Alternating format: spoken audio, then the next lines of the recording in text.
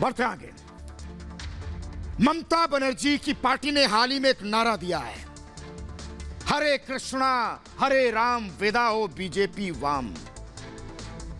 तो मैं बीजेपी से भी कह रहा हूं कि आप भी कुछ बना लो, क्योंकि चुनाव तो नारों पर ही होने हैं। ममता के कान में अगर जय श्री राम का नारा पड़ जाए, दीदी बहुत गुस्सा हो जाती हैं, खुद को बहुत अपमानित महसूस करने लगती हैं। बीजेपी भी इस पर पलटवार करने का मौका नहीं चूकती और बीजेपी ने कहा कि बंदूक नहीं दिखाएंगे, फूल दिखाएंगे।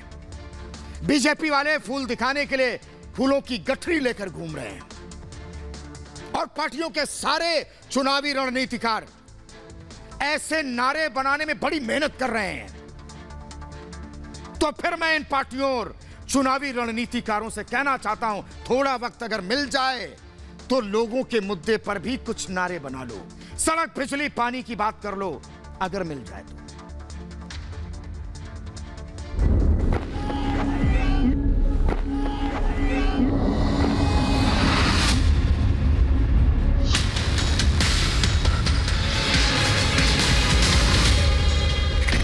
बंगाल की लड़ाई जय श्री राम तक आई। आई बोली हरे कृष्ण हरे राम विदाई जाओ बीजेपी वाम। राम के नाम पर सियासत काम पर। तो भगवान का नाम लेके कभी भी किसी को इंसल्ट तो बीजेपी ने ममता की कमजोर नस पकड़ी, बंदूक दिखाई तो संदूक दिखाएंगे। तो न बंदूक दिखाएंगे, हमारे पास तो फूल है, हम फूल ही दिखाएंगे उनको। पश्चिम बंगाल में नेताओं की जुबानी जंग के बाद अब नारों की लड़ाई शुरू हो गई है। बंगाल में बीजेपी के जय श्री राम के नारे का जवाब ममता बनर्जी ने भी नारे से दिया है। हुबली की रैली में ममता बनर्जी ने हरे कृष्णा हरे राम विदा हो बीजेपी और वाम का नारा दिया। आई बोली हरे कृष्ण हरे राम विदाई जाओ बीजेपी वाम। हरे कृष्ण हरे राम विदाई जाओ बीजेपी वाम। और हरे कृष्ण हरे हरे तृणमूल घरे घरे। नेताजी सुभाष चंद्र बोस की जयंती के कार्यक्रम के दौरान ममता बनर्जी जब बोलने के लिए आई तो जय श्री राम के नारे पर वो भड़क गई थी। नहीं, मेरे को तो लगता है कि गवर्नमेंट का प्रोग्राम का कोई डिग्निटी होना चाहिए। नाराज ममता बनर्जी ने सरकारी कार्यक्रम में अपमान का आरोप लगाते हुए भाषण देने से मना कर दिया था। आपको शोभा नहीं देता है। तृणमूल कांग्रेस से निष्कासित वैशाली डालमिया ने फिर ममता पर निशाना साधा। वैशाली ने कहा कि राम का नाम लेने से अपमान नहीं होता, आशीर्वाद मिलता है। राम का नाम लेके इंसल्ट, तो भगवान का नाम लेके कभी भी किसी को इंसल्ट तो किया नहीं जाता है, आशीर्वाद आता है। इधर जय श्री राम नारों को लेकर बंगाल में चल रही लड़ाई में शिवसेना भी कूद पड़ी। सामना के संपादकीय में ममता को जय श्री राम के नारों से न चिढ़ने की सलाह दी गई है। साथ ही कहा कि बीजेपी ने ममता की कमजोर नस को पकड़ लिया है। इसके साथ ही बीजेपी पर निशाना साधते हुए सामना में कहा गया कि हिंदुत्व के मुद्दे पर भाजपा ने चिंगारी भड़काने की ठान ली है। इधर हुबली की रैली में ममता बनर्जी ने बीजेपी पर जमकर निशाना साधा। ममता ने कहा कि अगर उन्हें बंदूक दिखाई तो वो बंदूकों की संदूक दिखा देंगी। কিন্তু আমায় যদি তুমি বন্দুক দেখিয়েছো, আমি কিন্তু বন্দুকের সিন্দুক দেখাবো। আমায় যদি বন্দুক দেখিয়েছো, আমি সিন্দুক ভরা বন্দুকের সিন্দুক দেখাবো। ममता के बंदूक वाले बयान पर बीजेपी ने पलटवार किया और 300 बीजेपी कार्यकर्ताओं की हत्या को लेकर ममता सरकार को घेरा। हम तो न बंदूक दिखाएंगे, हमारे पास तो फूल है, हम फूल ही दिखाएंगे उनको, इसके अलावा कुछ नहीं दिखाएंगे। और वो जो दिखा रही हैं तलवार बंदूक, उससे हमारे लगभग 300 कार्यकर्ताओं की अभी तक हत्या हो चुकी है। बीजेपी ने आज जय श्री राम नारे पर ममता के नाराज होने का वीडियो भी जारी कर दिया। इस पर ममता ने बीजेपी पर फेक वीडियो बनाने का आरोप लगा दिया। साफ है कि बंगाल की लड़ाई दिलचस्प और रोमांचक होती जा रही है। जय श्री राम को लेकर चल रही सियासी बयानबाजी अभी थमती नहीं दिख रही। Bureau report, Republic Bharat. सियासत के चरित्र को जो समझ ले वो चाणक्य होता है, और शायद इसलिए चाणक्य सिर्फ एक ही हुए, क्योंकि सियासत को समझना हर किसी के बस में नहीं है। बंगाल में एक बहस छिड़ी है कि पराक्रम दिवस कार्यक्रम के दौरान जय श्री राम के नारे पर ममता का बर्ताव सही था या गलत, जब उन्होंने जय श्री राम के उद्घोष के विरोध में भाषण देने से मना कर दिया था। और इसके लिए ममता दीदी ने कार्यक्रम के सरकारी होने का भी हवाला दिया था कि कार्यक्रम सरकारी है।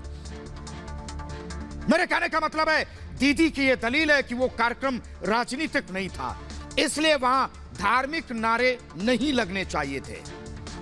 जिसके बाद दीदी ने जय श्री राम के उद्घोष को अपने अपमान से जोड़ दिया था। आज भी जोड़ रही वो। लेकिन मुझे एक बात समझ में नहीं आ रही कि बंगाल में जय श्री राम का नारा लगाना यह दीदी का अपमान कैसे हो गया। मर्यादा पुरुषोत्तम का उद्घोष उनके खिलाफ अपमान का राजनीतिक हथियार कब से बन गया। तो क्या यह सच है कि दीदी पर जो आरोप लगता है तुष्टीकरण का, वो सही है? क्या एक वर्ग विशेष को खुश करने के लिए वो जय श्री राम के नारे से दूर दिखना चाहती है? क्या राज्य की 28% आबादी को खुश करने के चक्कर में जय श्री राम के नारे उन्हें नश्तर जैसे चुभते हैं? नहीं तो वो घूम घूम कर नहीं कहती कि कुछ लोगों ने देश के प्रधानमंत्री के सामने उन्हें चिढ़ा दिया। फिर ये कैसे हो सकता है? मैं तो ममता दीदी के इस रुख से बिल्कुल सहमत नहीं हूं, क्योंकि अभी तक देश के लोग हर पुण्य काम के लिए जय श्री राम जय जय राम बोलते हैं। श्री राम बोलते ही लोगों का मन श्रद्धा से भरता। तो फिर देश की इसी 80 करोड़ आबादी से आने वाली दीदी क्यों राम का नाम लेने से अपमानित महसूस करने लगती है? और इसका जवाब मैं नहीं बल्कि बंगाल की जनता भी खोज रही है कि जय श्री राम सुनते ऐसा क्या हो जाता है दीदी को। अचानक वो गुस्से में क्यों आ जाती हैं या कहां गुम हो जाती हैं?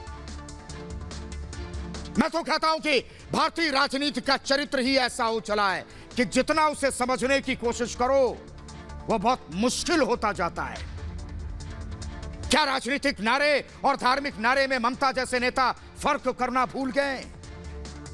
और क्या यही वजह है कि उन्हें पता नहीं चल पाता किस नारे को सियासी तराजू पर तौलना है और किसे धार्मिक तराजू पर?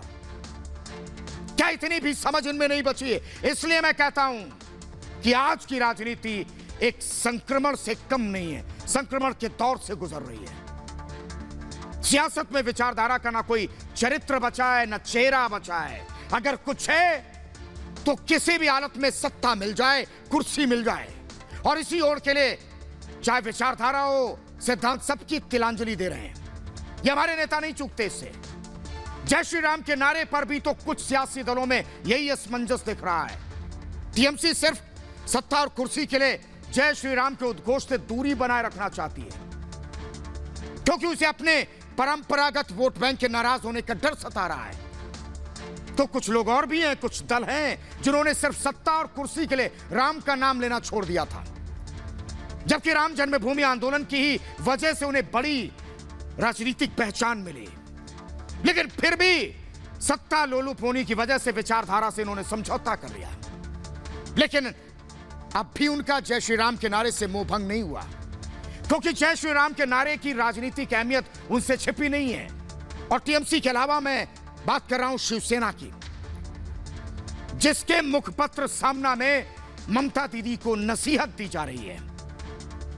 क्या नसीहत सलाह दी जा रही है मैं बताता हूं। सामना के जरिए शिवसेना ने सलाह दे दी है कि जय श्री राम के नारों से ममता को चिढ़ना नहीं चाहिए। सामना में दीदी को यह भी नसीहत दी गई कि अगर पराक्रम दिवस कार्यक्रम में उन्हें उल्टे नारे लगाने वालों के सुर में सुर मिलाया होता तो दांव उल्टा भी पड़ सकता था। इसके बाद सामना में बंगाल में धार्मिक अलगाववाद का दावा किया गया और इसके लिए बीजेपी के अलावा ममता दीदी को भी जिम्मेदार ठहराया गया।